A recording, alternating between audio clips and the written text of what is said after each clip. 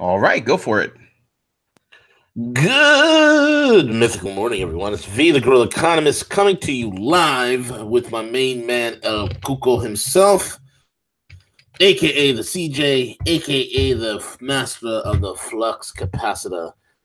And we are giving you the news, the views, and all the information that's important to you. Check us out, roguemoney.net. Follow us on Twitter at the Rogue Money, Rogue Money on Facebook, Rogue Money on Apple News, Rogue Money on every single podcasting app. Known to humanity, Rogue Money, DTube, Steam it, we're everywhere you want us to be, and then some in a bag of chips. Check out our sponsors, RemainCalm.net, RemainCalm.net. Whether you need to get your credit fixed, whether you need to get out of debt, or you need a loan, figure out how you can get up to $600,000 unsecured from the lending group of over 335 lenders, folks. That is a lot of guap. With that being said, also get that silverback.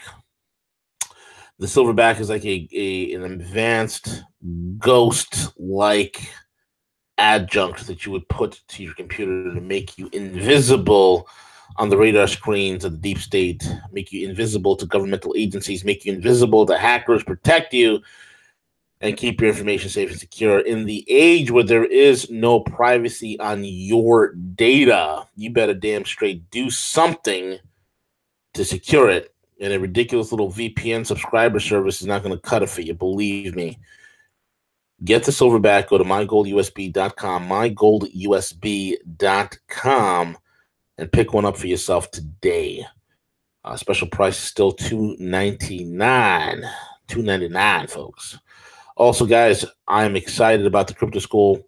We're going to be uploading some new content on there, so keep posted to the Crypto School. Join the Crypto School. I mean, you want to learn how cryptocurrencies work. It is the only school in the world that is of its kind. It's the only place you're going to learn. The only place you can go where you can learn about cryptos is thecryptoschool.io. Enroll today, learn how to get into cryptos, learn how to get the right wallets, the right exchanges, move in and out. And we're going to be doing trading soon. So keep posted on that. Thecryptoschool.io. Sign up today. Siege, what's going on, brother? Hey, good morning, V. Good morning. I'm doing great. Lots of information, happening overnight. Obviously there was that massive earthquake that occurred. I believe at one time there was a tsunami warning out there. So so for those impacted by that, and the last few months has been very active, as far as earthquakes and activity. Oh man, it's been pretty killer, bro. It's been pretty killer. Luckily, there was no tsunamis.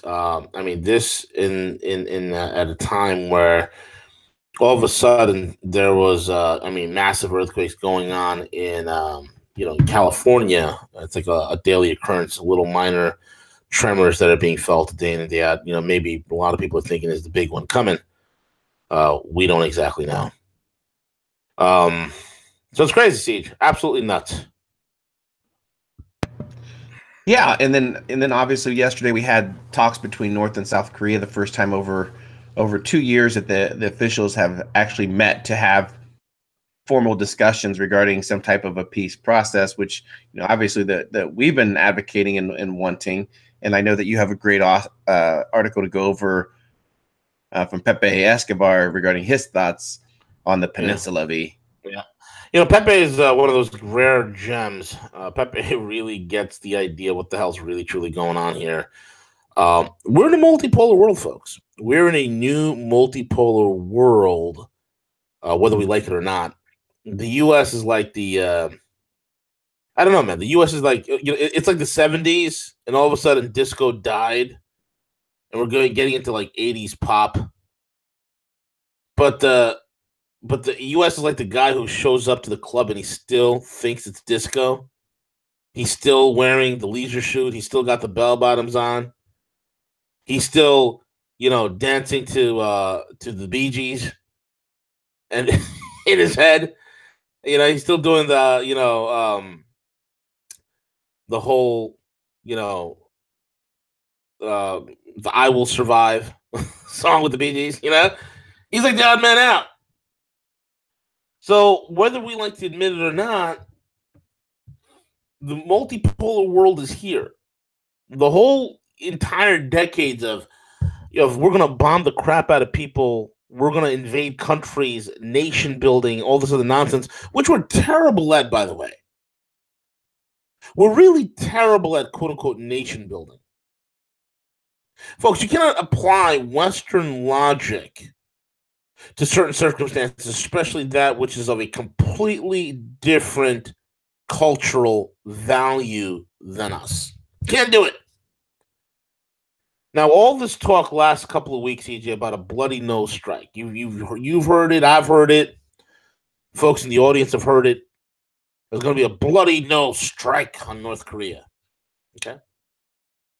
Now, CJ and I have been reporting for a while that behind all these talks about bloody nose strikes, there's actual real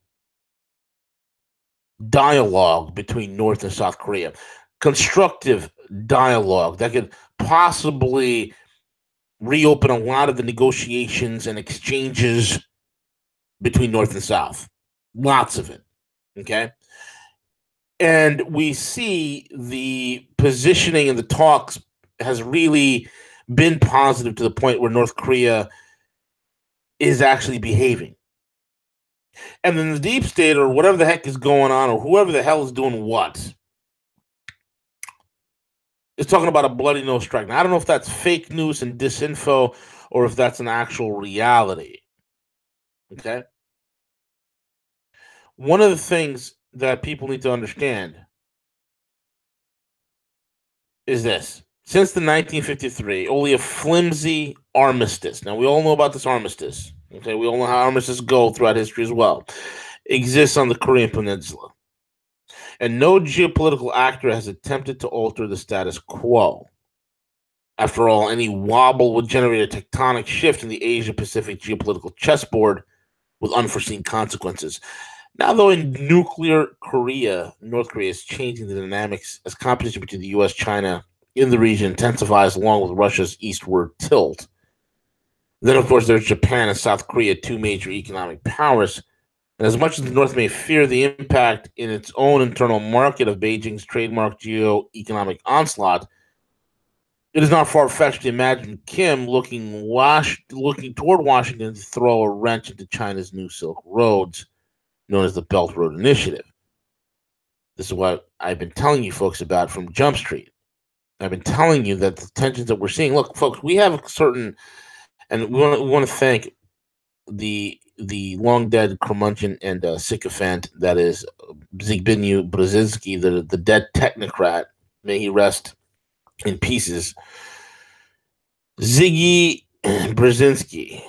Okay, Zbigniew Brzezinski wrote the book, The Grand Chessboard. In the Grand Chessboard, which is about geostrategic containment, there are pivot points that he talks about. Pivot points, okay? 3 pivot points stand out very clearly in the book. Number 1 is the Ukraine, okay? And this is what I said to you folks. The control of the Ukraine is vital because controlling the Ukraine and letting Ukraine be the doorstop to the Eurasian Economic Union, letting Ukraine be the detrimental wrench in the entire process, is pivotal in preventing the Eastern or the Eurasian Economic Union, or the Eurasian Trade Zone as it's commonly called, and the One Belt, One Road Initiative. It is pivotal to prevent those two from having access and penetration into Africa. Control of Ukraine, folks, is control of Africa. How many times do I have to clarify that? And this is something that Brzezinski makes very clear. Control of Ukraine is control of Africa. Excuse me 1 second, I got a cough. Now, you have the other pivot point is the Koreas. Okay? That is the pivot point to contain the other geostrategic rival to the United States, which is China. Okay? That is the other power that can challenge. creating havoc and chaos, confusion and malarkey within the Korean Peninsula serves only the interest of the deep state. Serves only the interest of the idiots and the curmudgeons. See, this is what kills me. I mean, we have a lot of positive things that are happening or supposedly happening right now. Supposedly people are being arrested. Supposedly people are in Guantanamo. There are things, actual events that are happening with troop movements, National Guard guys going over to Guantanamo. There's an expansion there. Flights being turned back, all sorts of crazy anomalies, QAnon, this, that, and the other, and they're all well and good. But the question remains, who the hell is in control of the foreign policy? Because the foreign policy makes no sense. The foreign policy, folks, is still schizophrenic. The foreign policy is still bipolar. Now, I don't know if that is a tactic. I don't know if that is a strategy, and it well maybe is a strategy here. But when you look at this whole entire thing, a devastating strike against North Korea is as stupid can be, because not at this time, when there's massive,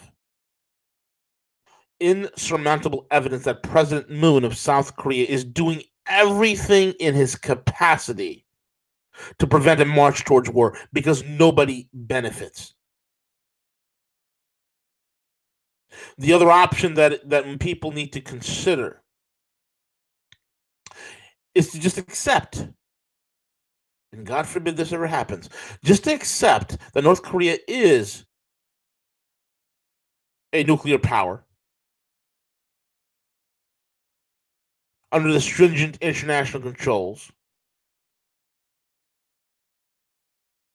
and have some sort of de-escalation agreement with a deal to freeze their nuclear program for the time being. Folks, let me tell you something here. The nuclear genie's out of the bottle. This is 60-year-old technology, 70-year-old technology. You get the right type of elements together: uranium, plutonium, cesium. You get the right type of ingredients together, cobalt. You can have fissible or fissionable uranium and plutonium. You just need to develop the technologies. And a strategically mineral-rich country like North Korea, and folks, North Korea is sitting on close to 9 to 10 trillion in strategic mineral wealth.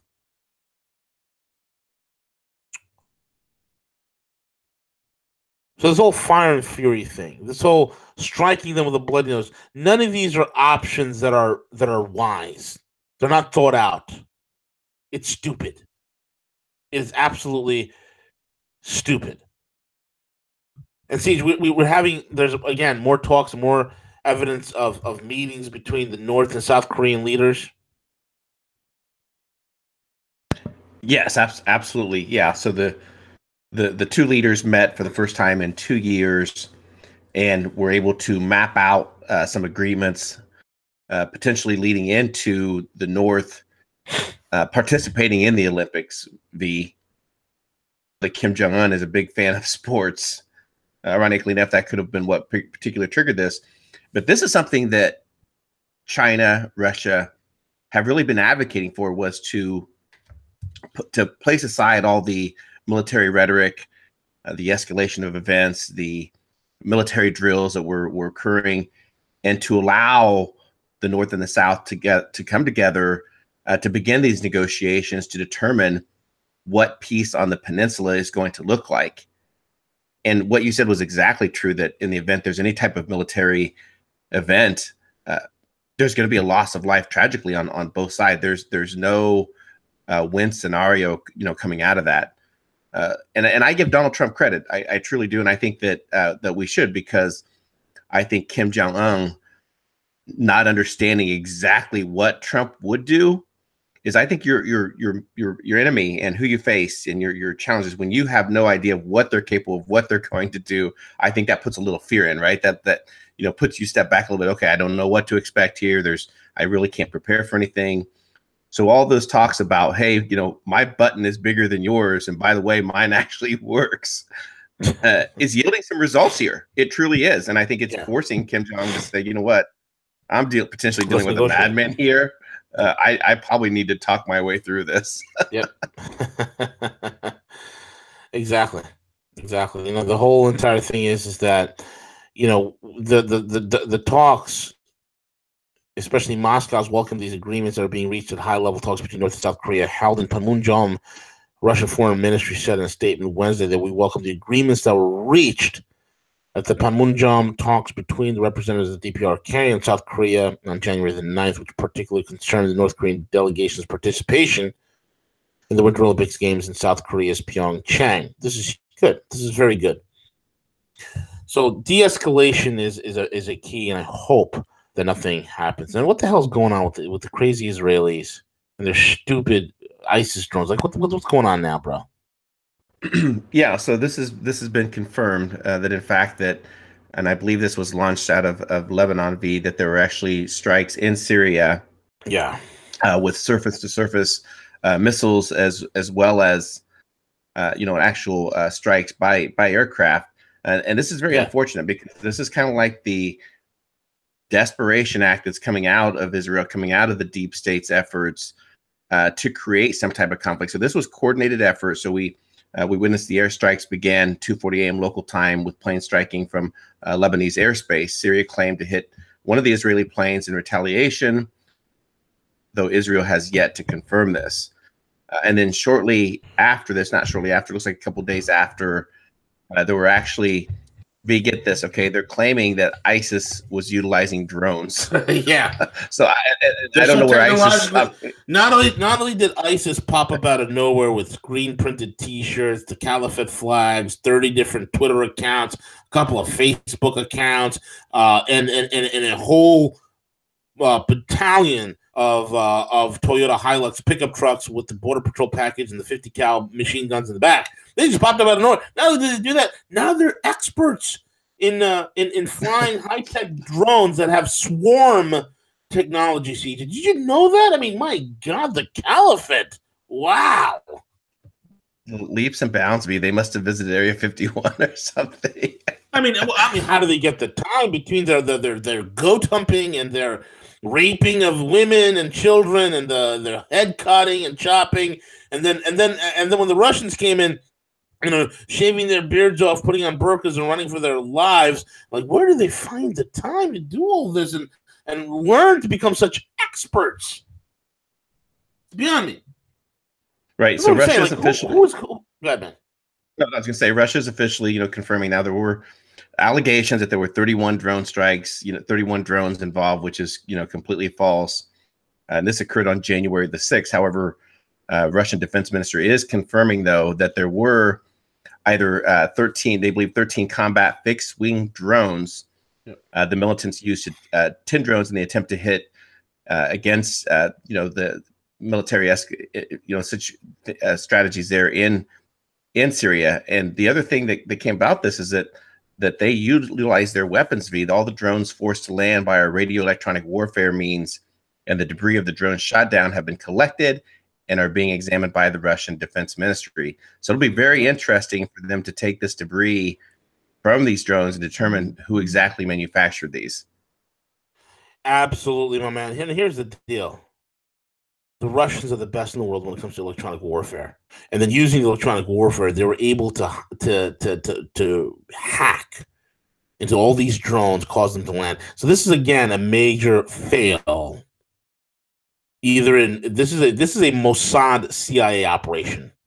This ain't no damn ISIS. This is a Mossad CIA operation. Again, I gotta bring into question, if we got all these wonderful things that are happening in this world, why is the foreign policy? Why is that still schizophrenic, CJ? Why is that still garbage? Why is it that it just seems that the friggin' deep state refuses to die overseas? Why is that? Well, it could be, due to those, what was it the Pentagon was reporting, the trillions of missing dollars, and then the, 50 to 100,000 misplaced troops, or where they can't track. I mean, who knows where these culprits are, and what their actions are, specifically. And that's a very good point. CJ there? Yeah, I'm here. Yep. CJ. Oh. Yeah, can you hear me? Yep, I can hear you, man. Anyway, Nick, did you hear about this, Siege? The Sweetness, the bus driver, he's actually doing it, man. Yeah, I saw that. Oh, hold on, Siege. We're about to talk about him, so you know what that means. You know what that means, CJ. Uh-oh, you got to play. Hold on. All right, for the audience, get ready. We're going to talk about the Nicholas, the Sweetness Miadero. Are you queuing it up, V? I'm queuing it up right now, baby. Here we go. You got it, CJ. Break it down, Siege. All right, breaking news. So here we go. So Nicholas the Sweetness Maduro is finally announcing he's going to launch his own ICO for $100 million. Obviously, many are skeptical of the Venezuelan president launching his ICO. No, you don't say that they'd be skeptical of Nicholas the Sweetness Maduro. So he's planning on launching 100 million units of its new oil-backed petro Venezuela's cryptocurrency. Each petro unit will be backed by 1 barrel of oil. Units at current value of $59.07 per barrel. Good luck with this. Where do we get this ICO, CJ?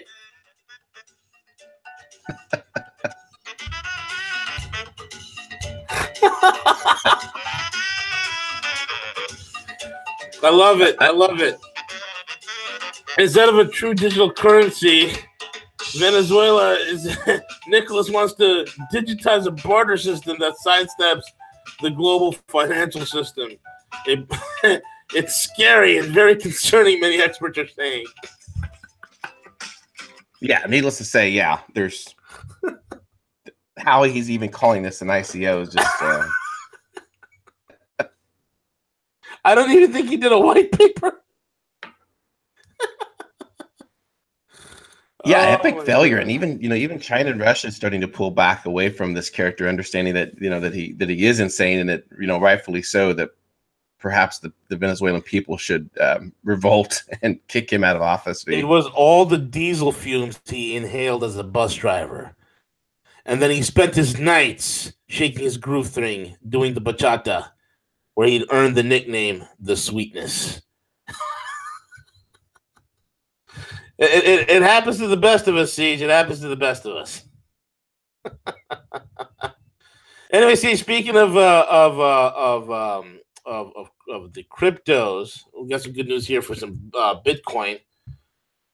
Really good technology here. They just completed a test with the faster and cheaper Bitcoin using the I think it was a bit refill.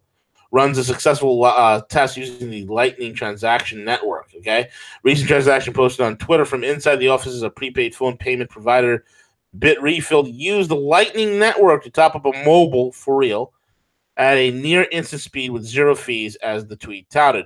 While such transactions is not yet generally available to the public and may still be largely limited to command line interfaces, it nonetheless gives a peek into how the future may look like for regular Bitcoin users. Lightning has been one of the most watched Bitcoin scaling solutions, and it's a new layer of abstraction atop the Bitcoin protocol that allows transactions to occur more quickly and without sacrificing security. According to the data site Bitfin Info Charts, currently the average transaction fee of a Bitcoin is freaking $36.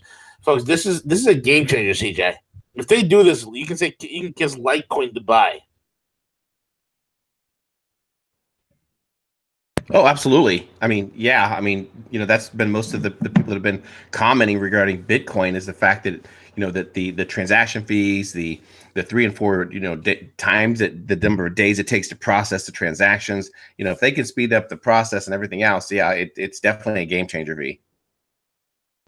Massive game changer, my man, because it's going to kill a lot of the other things, and it's going to add more robustness to the network.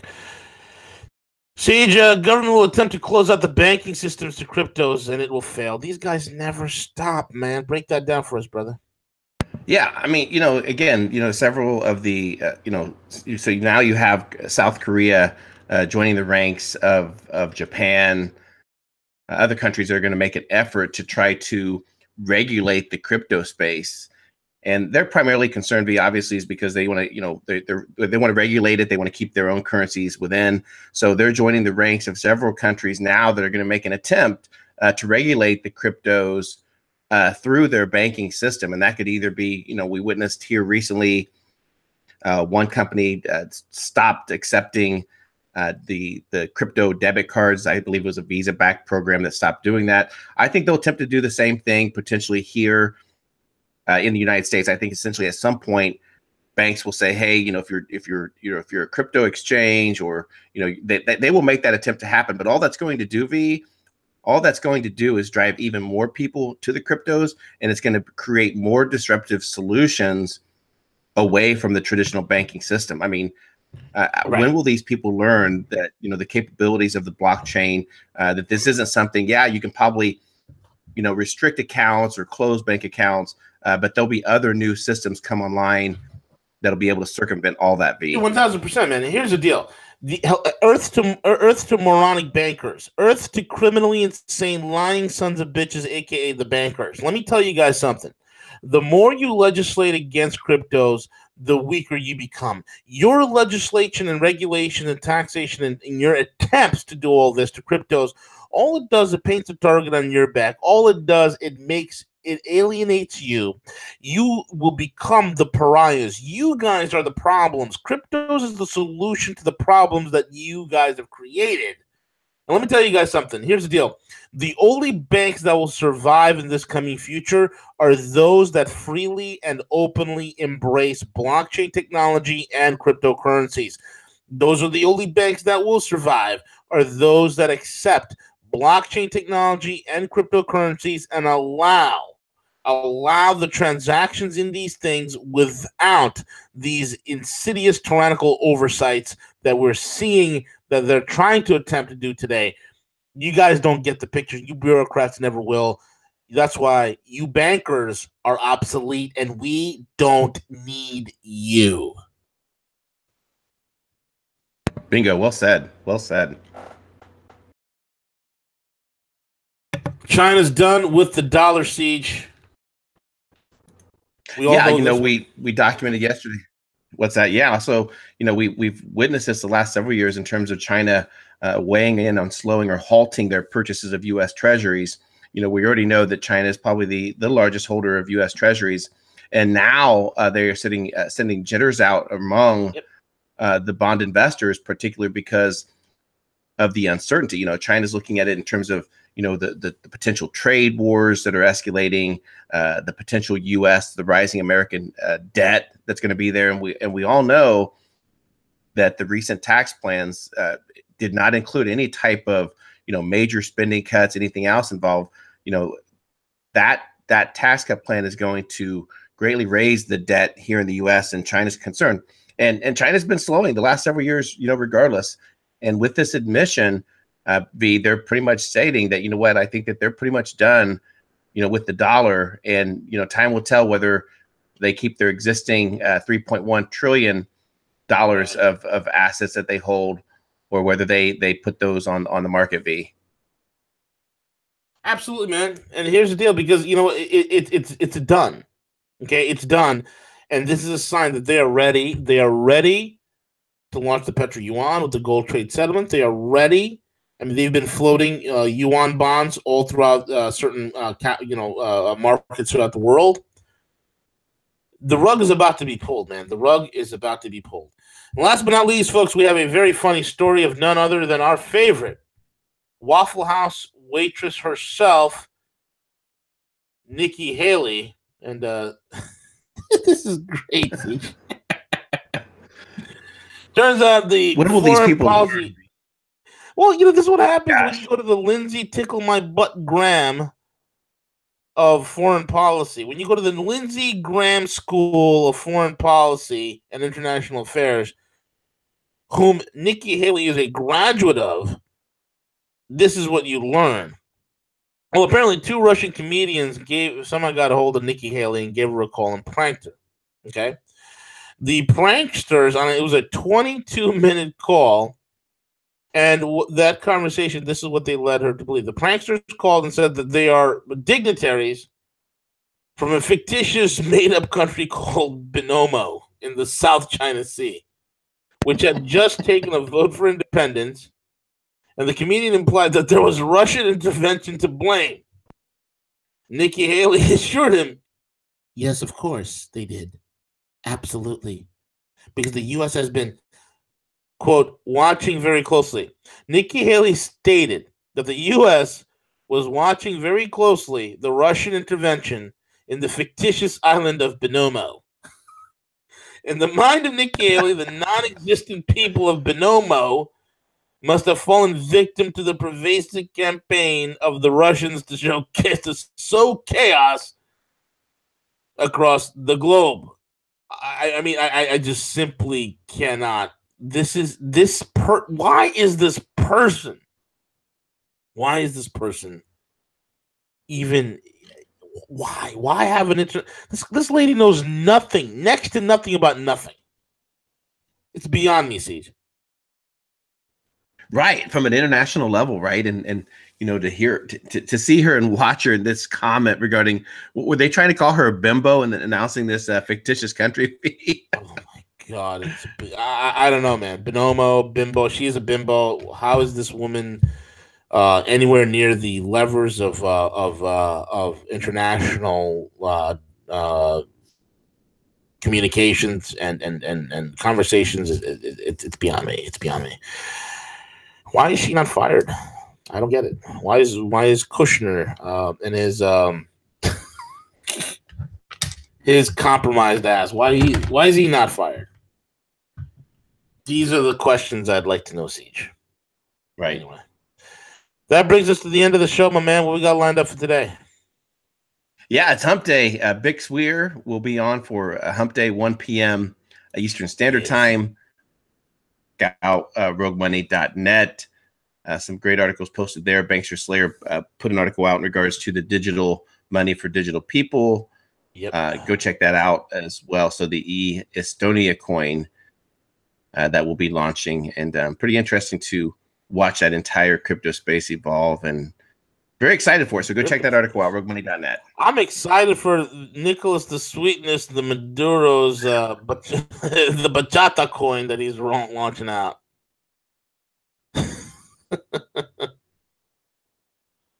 Oh, man.